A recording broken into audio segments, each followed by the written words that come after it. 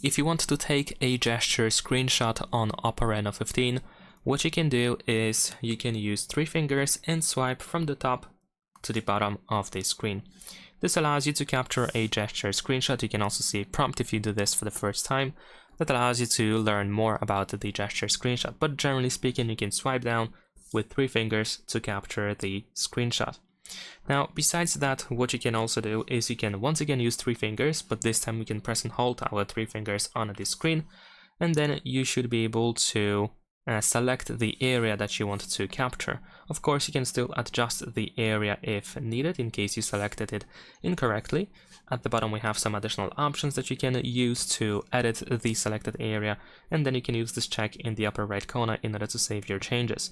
You can also press and hold 3 fingers, and then once you have this activated layout, you can swipe down in order to immediately select the area just like that. Keep in mind that these gestures or gesture screenshots can be deactivated, so if they do not work for you, you can open settings, then scroll down and choose the accessibility and convenience. Now over here, search for the screenshot option, and you should be able to find these 2 3-finger gestures over here, so you want to make sure that they are enabled. Leave a like and subscribe.